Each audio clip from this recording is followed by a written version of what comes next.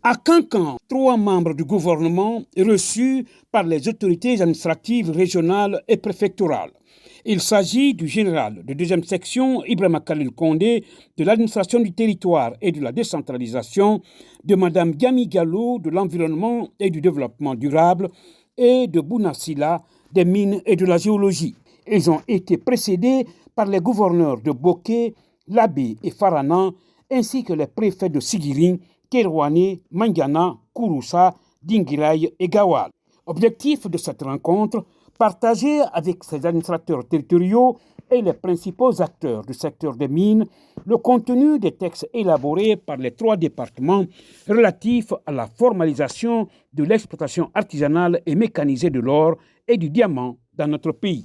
Les activités de l'orpaillage, les activités de diamant sont désormais réglementées dans 4 arrêtés qui ont été signés.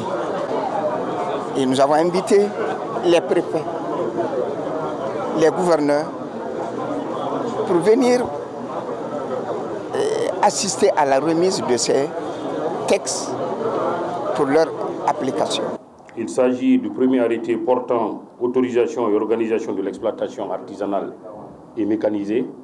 Le 2e arrêté porte sur l'encadrement de l'exploitation artisanale et mécanisée. Le 3e arrêté est un arrêté conjoint entre le ministère des Mines et le ministère de l'Environnement, portant cahier de charge pour l'exploitation mécanisée de l'or et du diamant. Enfin, un 4e arrêté portant définition des couloirs dédiés à l'exploitation artisanale et mécanisée. L'orpaillage est une activité qui, sans encadrement, est destructrice de l'environnement. Donc ce cadre juridique vient adresser ce problème également sur le plan de l'environnement en privilégiant la protection de l'environnement et la préservation de la biodiversité. Cette formalisation de l'exploitation artisanale de l'or et du diamant était très attendue.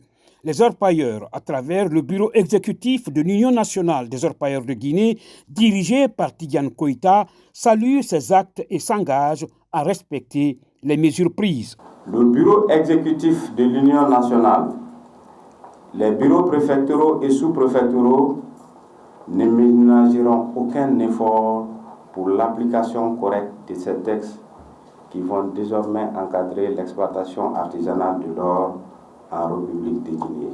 Compte tenu de l'impact de cette exploitation artisanale de l'or et du diamant sur l'économie nationale, mais aussi de ses impacts sur l'environnement, impact social à travers les enfants et impact sécuritaire, le président de la République a donné des instructions pour réglementer et encadrer l'activité. Le président veut que chacun de nous prenne la paix, la cohésion sociale, l'entente entre les fils du pays.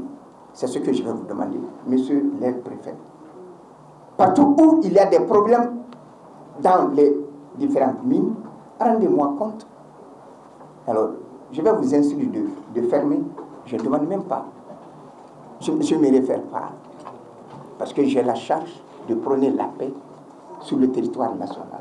La bonne nouvelle annoncée ici à Cancan par les 3 ministres est la reprise des activités d'exploitation artisanale de l'or et du diamant sur toute l'étendue du territoire national à partir de ce vendredi 18 octobre 2024.